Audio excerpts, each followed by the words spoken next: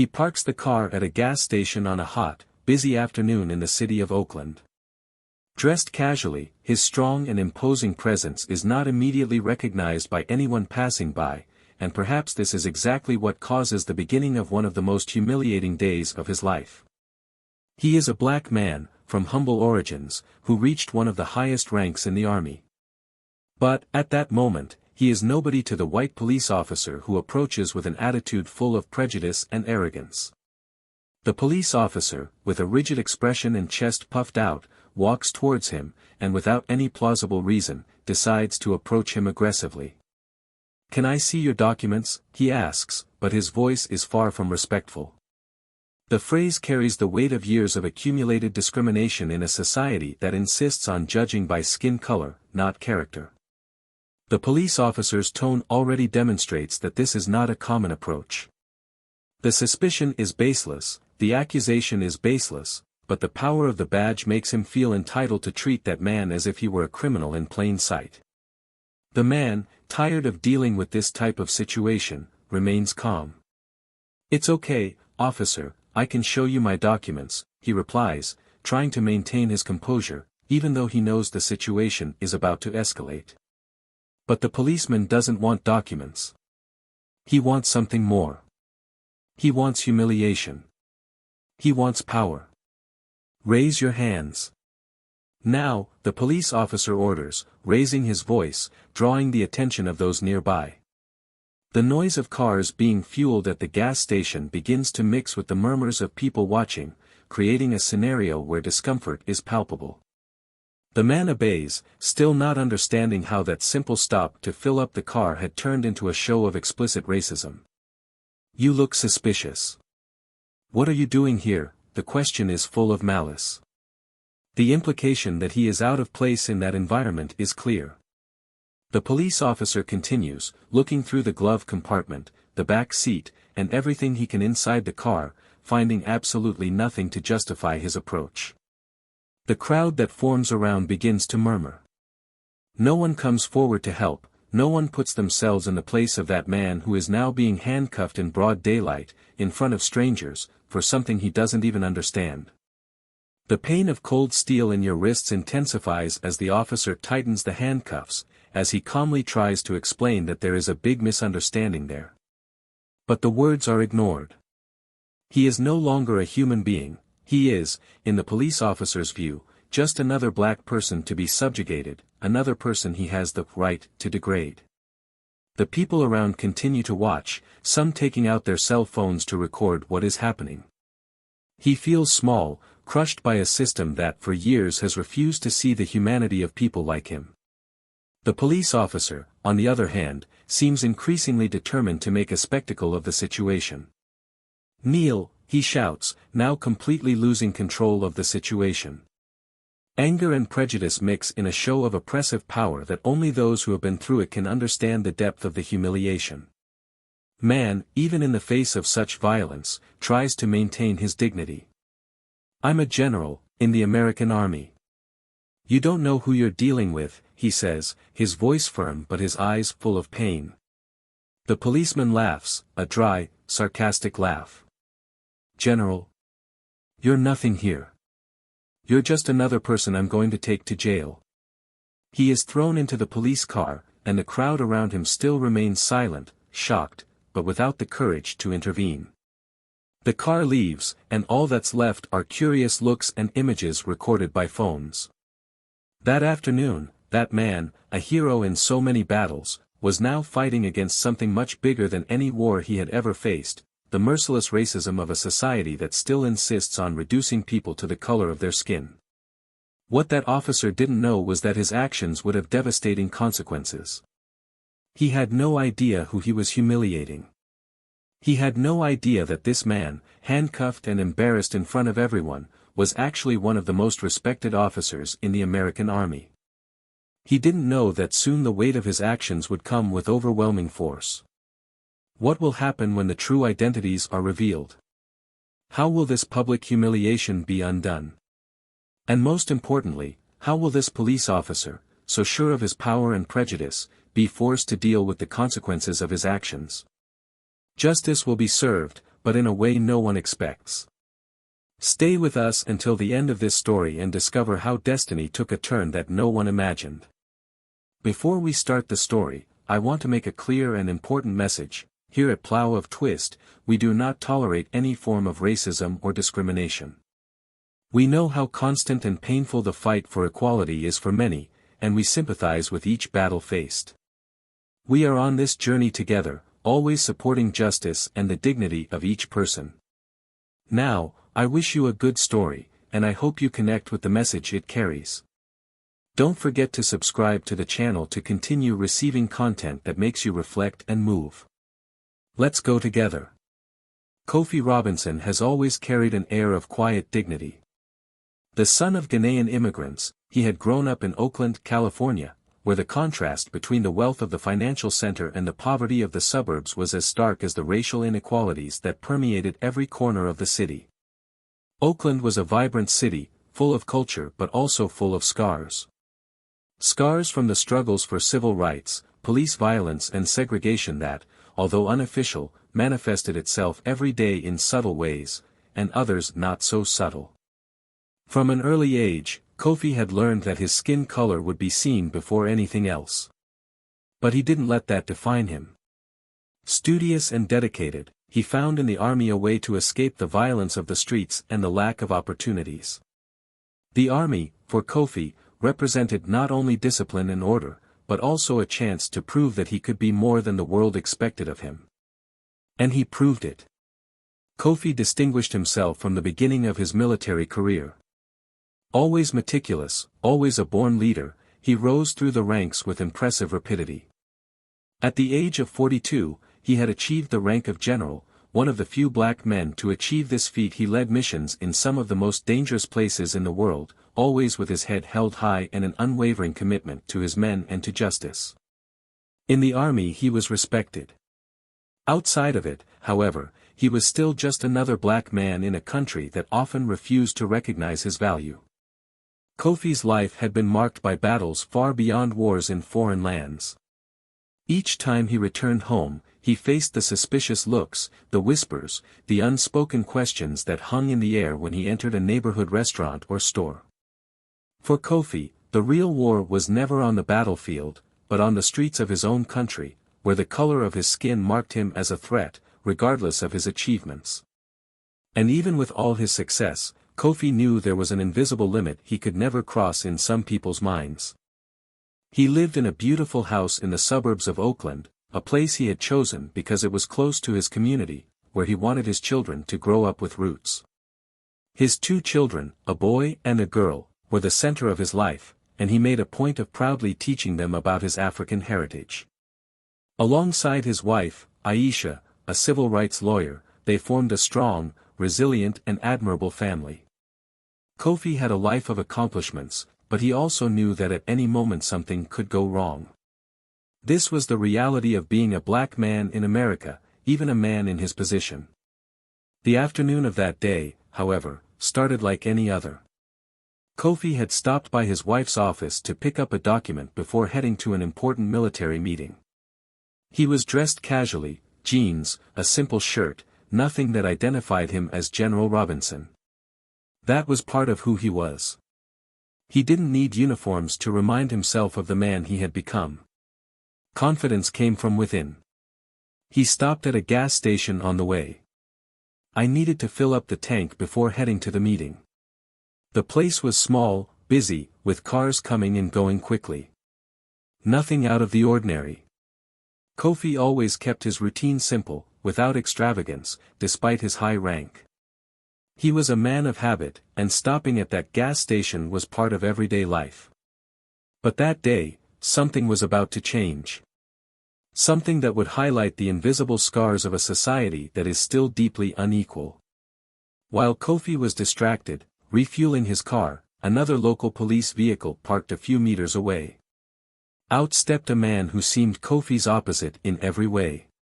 Brad McKinney was a young officer, around 30 years old, of average height, but with a stance that exuded arrogance. He was new to the area, recently transferred from a district further north in California. Brad had grown up in a conservative environment, where respect for authorities was unquestionable and notions of order were often confused with control over those he believed did not belong in that space. Kofi didn't notice when Brad started walking towards him. He was more concerned with adjusting the nozzle on the gas pump as he looked at his watch, calculating the time until his next meeting. But Brad, on the other hand, had already made his judgments. To him, Kofi was just another black man in an upper-middle-class neighborhood. To Brad, it didn't make sense, and he already felt anger rising in his chest. An anger that had no logic, but was fueled by years of latent prejudice, by stories he had heard since childhood about the dangers of the black population. "Hey! What are you doing there?" Brad's voice interrupted Kofi's thoughts, but he didn't pick up on the threatening tone right away. Calmly, Kofi turned around, confused. "Excuse me, officer," he asked, with a calm expression. He didn't know yet, but that simple question was the beginning of an escalation that would be completely out of his control. Brad approached with firm steps. "Documents. Now. I want to see your documents," he ordered, his eyes fixed on Kofi's. There was no reason for it, but Brad didn't need one. He just needed to reassert what he considered to be his place of power.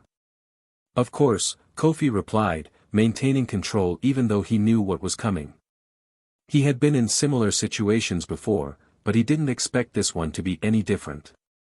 As he took his wallet out of his pocket, he felt his surroundings transform. Within seconds, Brad's patience was gone. He didn't want to see documents. He wanted something more. What happened next changed everything, and Kofi knew that, once again, his life was about to be defined, not by his actions or merits, but by the color of his skin. The silence that followed Brad McKinney's request for documents was like a knife cutting through the air. Kofi, with years of experience in crisis situations, felt something was out of place. The policeman's gaze was not that of someone fulfilling a role, but of someone with a thirst for something deeper, something dark. But, with the calmness of someone who had already dealt with much more complex scenarios, Kofi handed his wallet to the officer, trying to remain calm. He knew that the slightest movement could be misinterpreted. After all, it wasn't the first time he faced this type of situation. However, there was something different that day. Brad took Kofi's ID card without even looking at it. He wasn't interested in who the man really was. What mattered was the narrative he had already constructed in his head. A black man driving an expensive car, filling up at a gas station in the wrong area. To Brad, it all screamed suspicious. He completely ignored the fact that Kofi offered no resistance, that his hands were visible, that his stance was one of complete collaboration. Brad had already decided how that story would end, and it wouldn't be peaceful. "Do you live around here?" Brad asked, his voice full of suspicion, as he leafed through Kofi's wallet as if he was looking for an excuse to continue the approach. The policeman's tone left no doubt about what was at stake. Kofi took a deep breath, controlling the weight of frustration that was beginning to build in his chest. "Yes, I live here. I'm heading back for an important meeting. I'm an army officer. If you need more information, I can provide it," Kofi replied, trying to keep his tone professional. There was no need to escalate the situation, but he knew that, unfortunately, he might not have control over it. Brad looked at him with an ironic smile on his face. "Army officer? You? Don't make me laugh." There was contempt in his words. He tossed the wallet back to Kofi, as if simply touching it was beneath his dignity. "Let's see if your name is in the system," Brad said, turning to the squad car to check the database. As he waited, Kofi felt the eyes around him. Cars passed by, some people slowed down to look at the scene, others averted their eyes, as if they didn't want to get involved. He was used to being watched, but this particular observation was full of judgment, as if people were waiting to see the outcome of a movie they had already watched several times. A black man being confronted by police. The same story, repeated so many times on the streets, in the media, on the news. But this time, Kofi knew it was different. Not for the people around him, but for him, for his life. He wasn't just anyone. And soon, someone would realize it. But the cruel question was, when? "You're nervous, aren't you?" Brad's voice brought Kofi back to the moment. The police officer had returned from the police car, this time without a smile, but with an even more severe expression. "Why would someone like you have a car like that? Are you involved in something? Drug dealer? Who knows?" Brad left the accusation up in the air, waiting for a reaction. Kofi felt heat rise to his face, but he couldn't let himself get carried away. "This car was bought with my honest labor, just like everything I own. I'm an army general, and you're making a mistake. We can resolve this in a civilized manner." His words were firm, but there was no change on the police officer's face. "General?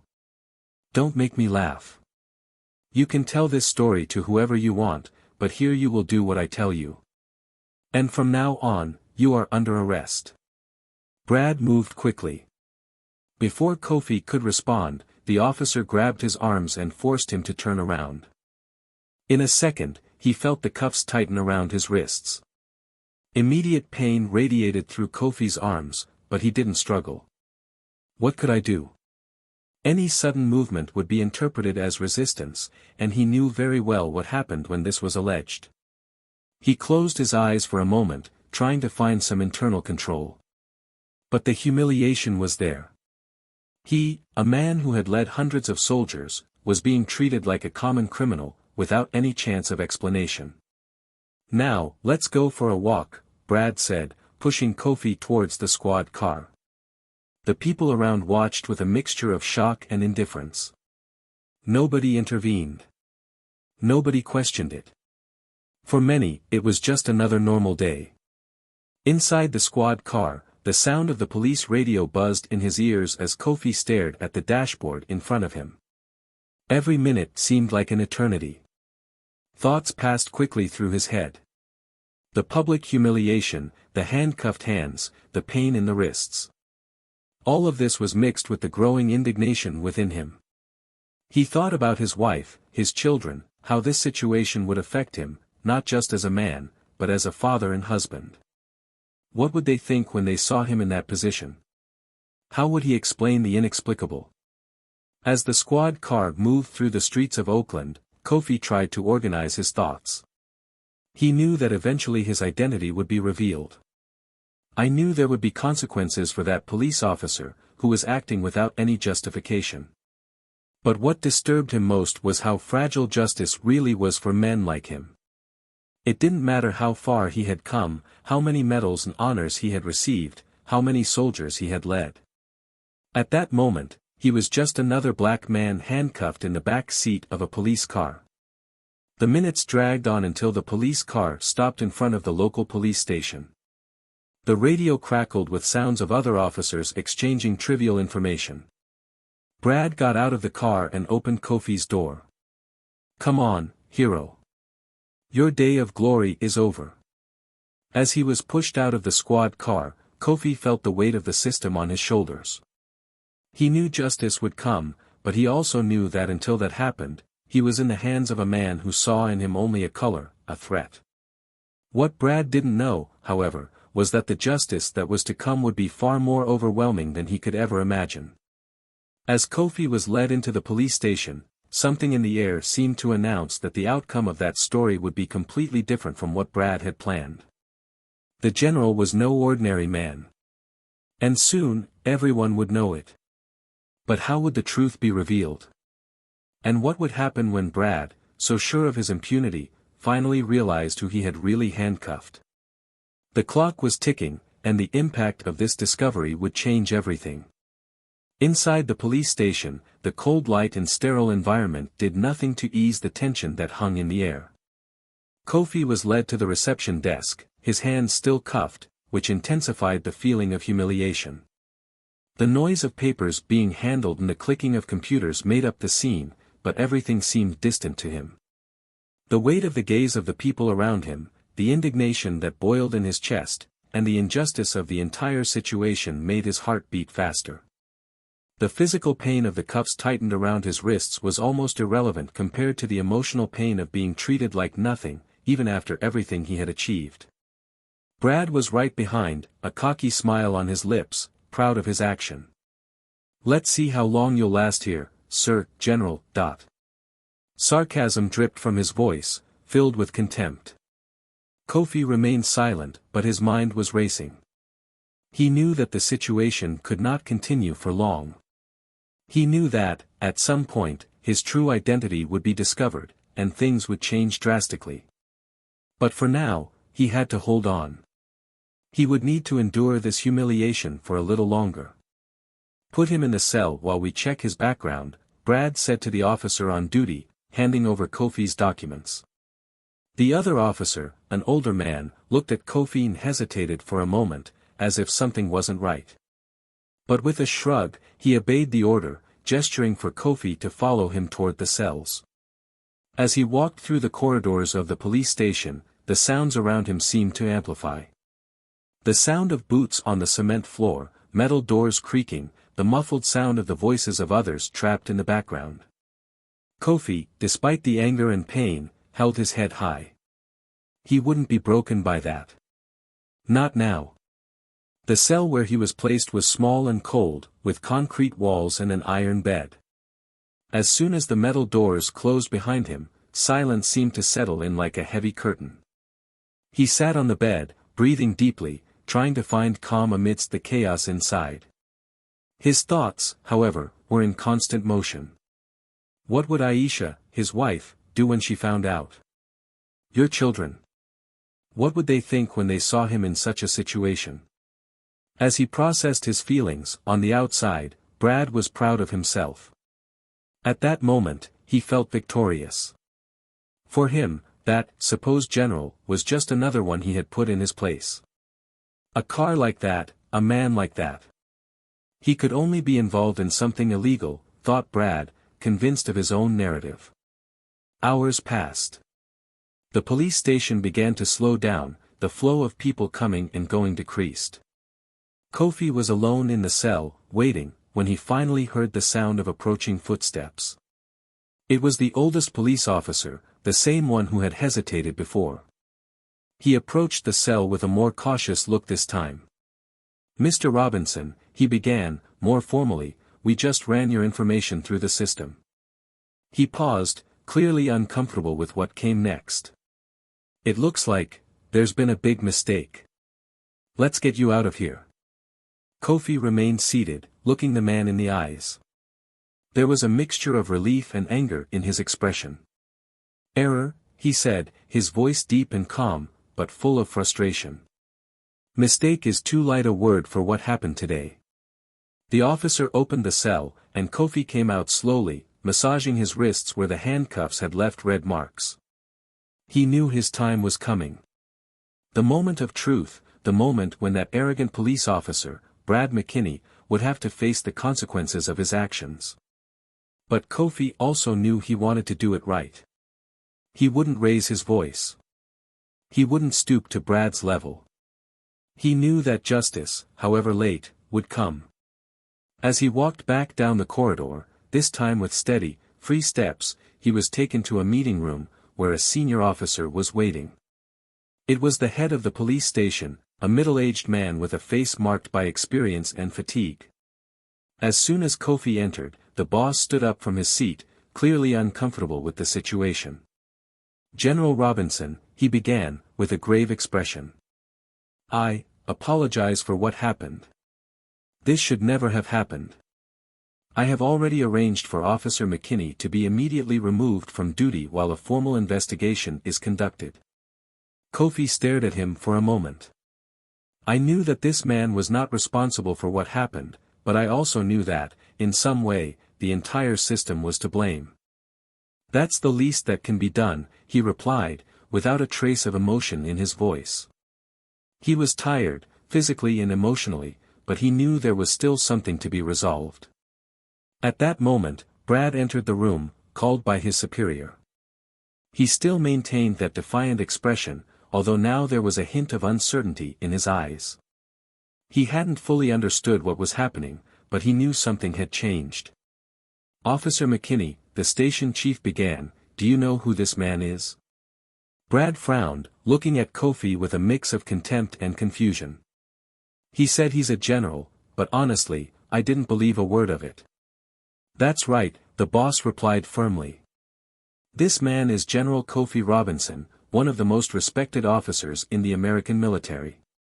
He has led critical missions and risked his life countless times for the country you are supposed to be protecting.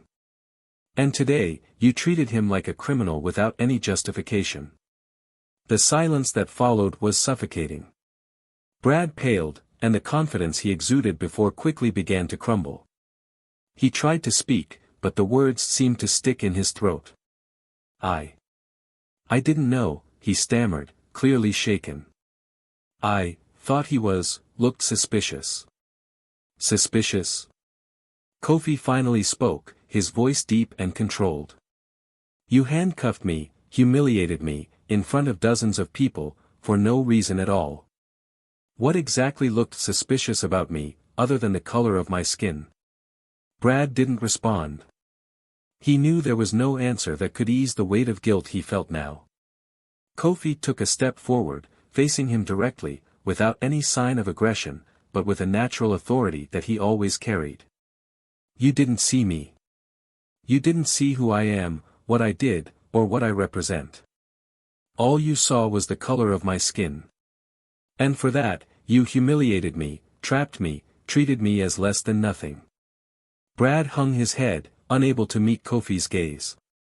He knew he had made a mistake, but the full weight of his actions was just beginning to reveal itself. The station chief intervened, trying to ease the growing tension. "General, we are willing to cooperate fully with any action you wish to take. Officer McKinney will be suspended while the investigation continues, and all legal steps will be taken to ensure justice is served." Kofi took a deep breath, taking in every word. Justice was being promised, but he knew the damage had already been done.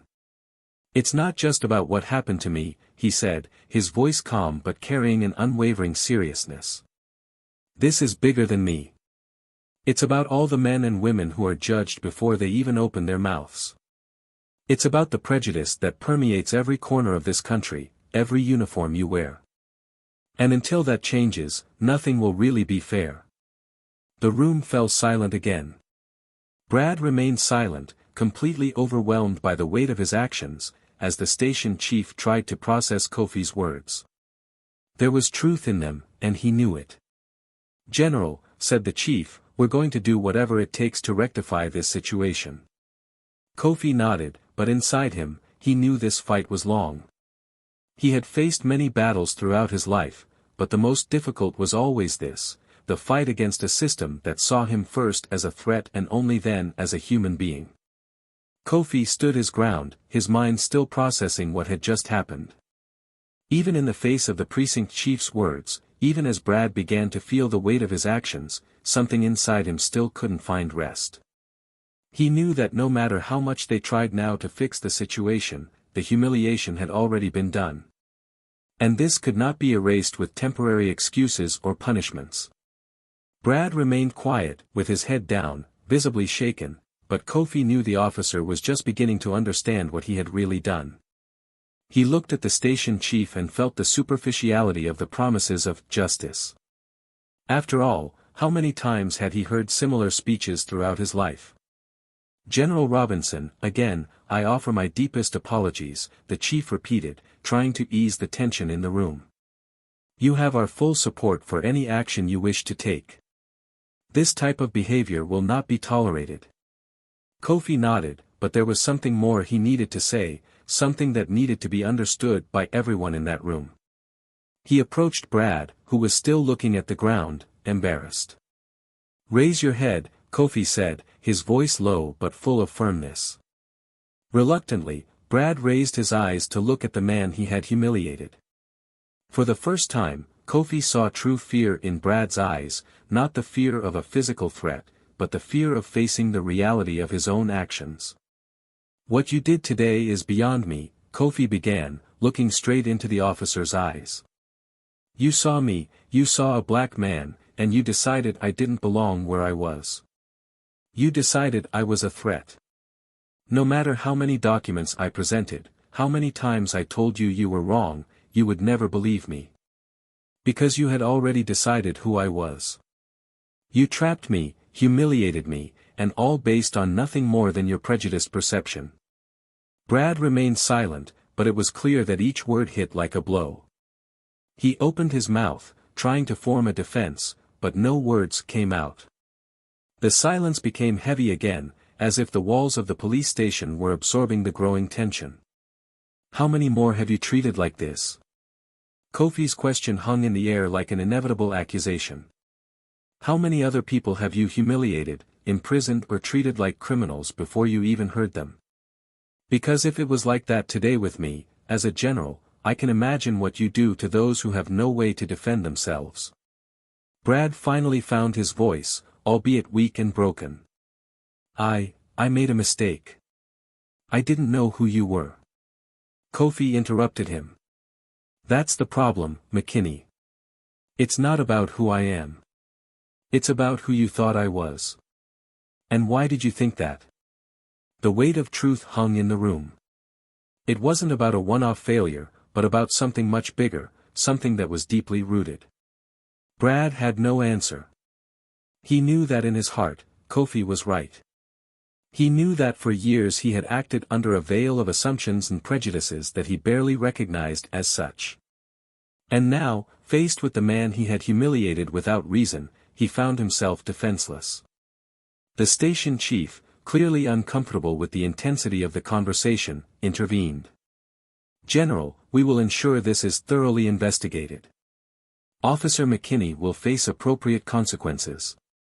Kofi turned to his boss, his voice still firm but now more controlled. You can punish him, suspend him, even fire him. But that doesn't change the reality that he is part of a much larger system that perpetuates these actions every day. This isn't just about what happened with me today. It's about what happens to black men and women every day in this country. The boss nodded slowly. He knew Kofi's words were true, but he also knew he was limited in his ability to make any real change. I understand, General. And I will do everything I can to make sure this station is a place where this type of behavior has no place. There was sincerity in the boss's voice, but Kofi knew that promises like that were often empty. He sighed, feeling the weight of the situation on his shoulders. I don't want your apology, he said, his voice calmer now. What I want is to see change. Not just for me, but for everyone who goes through this every day. Brad remained silent, his face now pale as he listened to every word. The reality of his actions seemed to finally truly hit him. Kofi turned away from him, feeling like he had said everything that needed to be said. There was no point in discussing or prolonging that man's suffering any longer. The damage was already done, and he would have to face the consequences. The station chief suggested that Kofi be released immediately, and offered a car to take him wherever he wanted. Thank you, Kofi replied, his voice lacking the same warmth as before. He was exhausted, both physically and emotionally. When Kofi left the police station, the sun was already setting over the horizon.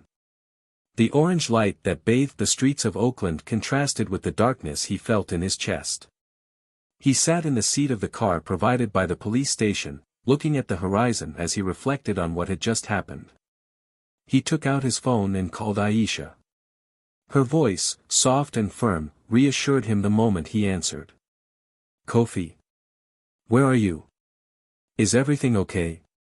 I'm fine now, he said, trying to keep his voice steady. It's been a long day, but I'm heading home. I'll explain everything to you when I get there. Aisha hesitated for a moment, but she knew Kofi was dealing with something deep. I'm here when you need me, my love. Come home. Kofi hung up the phone, feeling the warmth of his wife's words.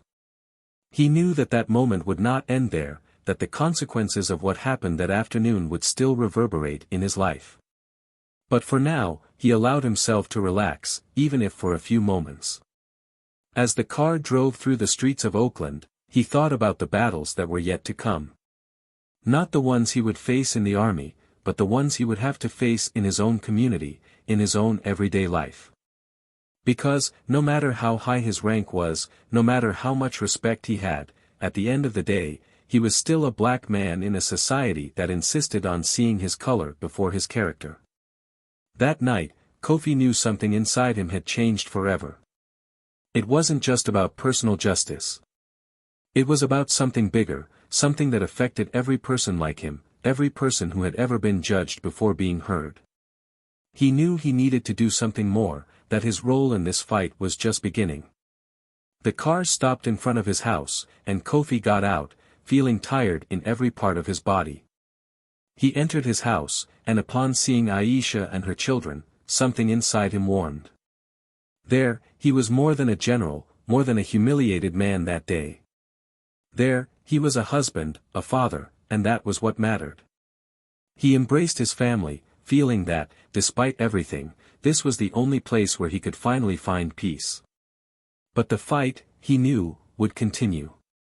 What Brad didn't know, until that moment, was that Kofi's actions would go far beyond that police station. Kofi sat in his living room, the cozy atmosphere of the house offering a calm that contrasted with the internal storm he was still processing. Aisha's embrace and the distant sound of his children playing upstairs brought some relief, but his mind was far from finding rest. What had happened that day at the police station, although hidden on the surface, was just the beginning of something much bigger. And he knew it. Aisha watched him closely, knowing her husband well. She knew he wasn't the type to let herself go down easily, but she also recognized the depth of the wounds that a public humiliation like that could cause.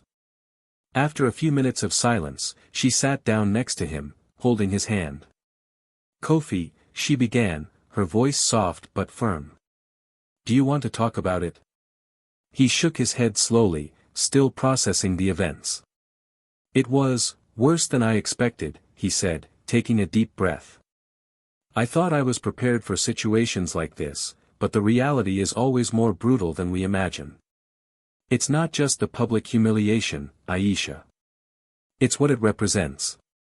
I'm a general, with over 20 years of experience. Service to my country, and yet I was treated as if I had no value at all." Aisha squeezed his hand, understanding what he was saying. She knew, as a civil rights lawyer, that the scars of racism were deep and complex, and that no matter how hard they fought, progress always seemed slow and painful. "I know, my love. This wasn't just about you. It was about something much bigger." "Exactly," he continued, his tone darker. "And I can't let this go. It's not just for me. It's for all the people who have gone through this and don't have the visibility or the power to fight back. What happened today needs to be a turning point." Aisha knew what he was thinking, the kind of responsibility he would place on himself. And while that made her proud, it also worried her. "You know I'll always support you, Kofi. But you also need to think about yourself, about us. This is going to be a long battle, and it's going to demand a lot from you." He looked at her, his eyes showing the tiredness but also the determination that had always characterized him. "I know. But if I don't do something now, if I don't use this opportunity to expose what happened, it will feel like I'm accepting that this kind of treatment is normal. And it's not."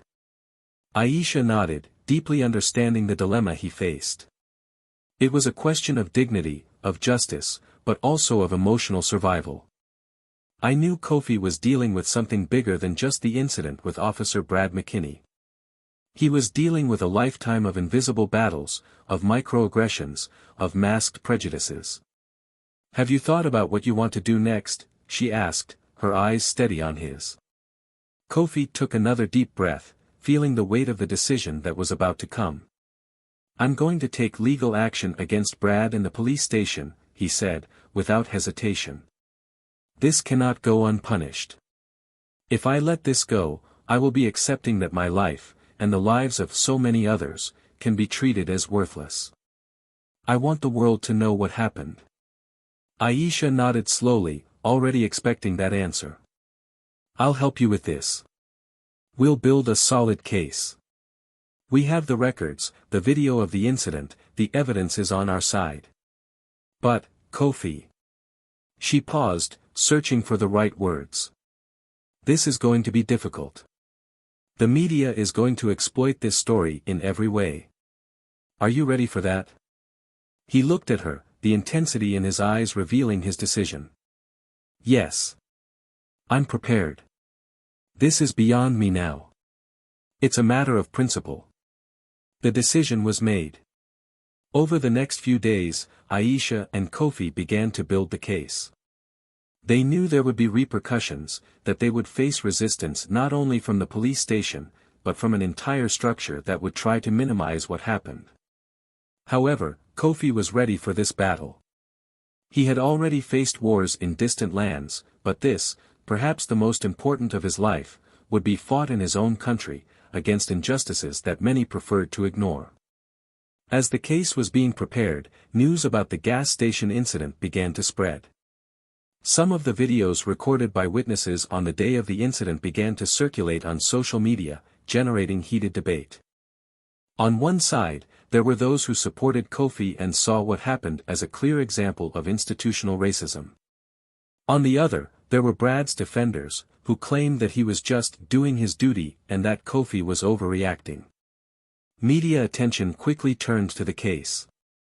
Reporters began to surround Kofi's house, looking for interviews, wanting to know more about the general who had been handcuffed by a police officer who didn't know who he was. Although the attention was overwhelming, Kofi remained focused on his goal. He knew that if he wanted justice to be served, he would need to deal with pressure from the media and his detractors. The Oakland police station, meanwhile, was in trouble. The station chief, who had promised Kofi that he would take action, now found himself in the eye of a storm. The department's public image was being questioned, and the pressure for an official response was growing by the day. Brad McKinney had been temporarily suspended, but that wasn't enough for many who called for his permanent dismissal. Brad, for his part, was in a moral dilemma. After the incident, he was forced to confront the reality of his actions. At first he tried to convince himself that he had just made a mistake, that he had been deceived by circumstances. But the more I reflected on that day, the more I realized that the mistake was much deeper. He knew he had judged Kofi by the color of his skin, without ever really listening to him, without ever questioning his own assumptions. At home, Brad could barely look at his wife and children. The weight of guilt consumed him. Criticism in the media and on social media only intensified his feeling of failure. He was being portrayed as a symbol of everything that was wrong with the system, and although he initially wanted to defend himself, he was now beginning to realize that the truth was undeniable. One night, sitting alone in the living room of his home, he picked up the phone and dialed a number he had memorized since the day of the incident. Kofi answered after a few rings. The silence between the two men lasted a few seconds, and Brad took a deep breath before speaking. "General Robinson, I know I'm the last person you want to hear from right now," Brad began, his voice low and thick with shame. "But I needed to call. I need to apologize." Kofi, on the other end of the line, remained silent. He didn't expect that call, but he knew Brad's words were just the beginning of something he would need to process. "I made a mistake," Brad continued, his voice shaking. "And I'm not just talking about not recognizing who you were. I'm talking about how I treated you, about how I acted without thinking, how I judged you by the color of your skin, without giving you the chance to explain yourself. And I'm very sorry." The silence between the two men was loaded with meaning. Kofi listened to every word, feeling the sincerity in Brad's voice. But an apology, no matter how sincere, wouldn't change what happened. Still, he knew this moment was important, not just for Brad, but for Kofi's own journey. Accepting this connection was part of the struggle. "McKinney," Kofi began, his voice firm. "I accept your apology. But it doesn't erase what happened, and it doesn't solve the larger problem. What you did is part of something much deeper, something that needs to change." "I know," Brad replied, his voice thick with regret. I want to be part of that change. I want to learn to be better. If you'll let me. Kofi was silent for a few more seconds, pondering Brad's words. This is your journey, McKinney. If you really want to change, start by understanding what you did and why you did it. And then do the work of improving. This isn't about me. It's about you. Brad nodded, even though he knew Kofi couldn't see him. Thank you for listening to me. When the call ended, Kofi took a deep breath. He knew that conversation was just the beginning of a long process, for both him and Brad. The consequences of what happened that day at the gas station were still unfolding, but somehow that phone call symbolized the beginning of something new. Something that could, over time, lead to real change. The journey was far from over, but in that moment, Kofi knew that despite everything, there was a small spark of hope. Months had passed since the incident that changed the lives of Kofi Robinson and Brad McKinney. The case became a symbol of a larger struggle, gaining prominence in the media and involving communities that, for a long time, suffered in silence. Kofi's lawsuit against the Oakland Police Department and Brad was closely watched across the country, turning the story into a beacon of hope for many, and a call to justice for others. For Brad, the path was not easy. After his suspension, he underwent an internal investigation that revealed more than just the incident with Kofi.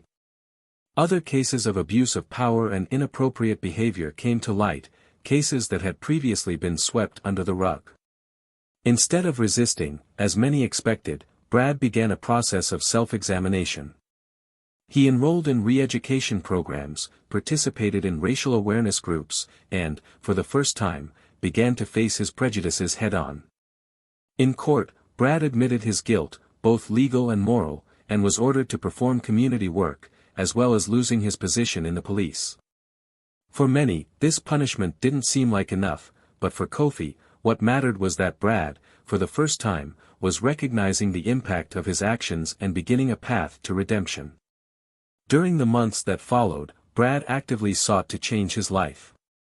He began working on social initiatives in Oakland's black community, trying to somehow correct the damage he had caused. While his efforts didn't erase what he had done, they were a step toward a different future. For Kofi, victory was not just in the courtroom, but in the message his fight conveyed. It wasn't about revenge. It was about justice and change. The legal case resulted in significant compensation and, more importantly, reform within the police department. New policies were implemented, including mandatory racial bias awareness training and stricter measures against abuses of power. Kofi knew it wouldn't solve all the problems of such a deeply rooted system, but it was a start. With the case closed, Kofi finally found a moment of peace. He continued to serve in the army, being promoted once again, this time as head of a division responsible for leadership and ethics training. His career flourished, but more important than any title or medal, Kofi knew he had left a legacy for his children and the community. He had become an example of resistance, dignity, and perseverance. On a sunny afternoon, Kofi walked through the park with his children and Aisha, feeling the warmth of the sun on his face and the laughter of his children around him. For the first time in a long time, he could breathe deeply, without the weight of the humiliation he had felt that day at the gas station. He knew that the battle for equality and justice would continue, but he also knew that he had done his part, that he had used his voice and his experience to fight for something bigger. As Kofi watched his children play, he thought about what would come next. He knew that, as a general and as a father, his mission would never be complete, but it filled him with purpose. The fight, no matter how hard it was one worth continuing. This Kofi and Brad story isn't just about an incident at a gas station. It's about the system of prejudice, injustice and hasty judgments that permeate our society. Kofi, even with all the power and respect he had gained, was treated as someone who had no value simply because of the color of his skin. This makes us reflect on how often we make judgments based on appearances or preconceived ideas, without really knowing the other person. Brad represents many who, without realizing it, perpetuate this cycle of discrimination. But what he teaches us is that it is possible to change. It's not easy, and the road is long, but when someone is willing to confront their mistakes and work to be better, transformation is possible. This story makes us question, how many times have we, in our own lives, judged someone by their appearance? How many times do we stop listening to others because we have already decided who they are? This reflection is for all of us. We need to ask ourselves how we can be part of the change, how we can stop being part of the problem and start being part of the solution. And if this story touched you in any way, if you felt Kofi's pain, or even Brad's remorse, I invite you to think about how you can make a difference, starting in your everyday life. If you liked this story, and if it made you reflect, I invite you to subscribe to the channel Tales of Twist. Here, we always seek to bring narratives that move the heart, that make us think and that inspire us to be better. Leave your comment below about what you thought of this story, and don't forget to leave a like. Until the next story.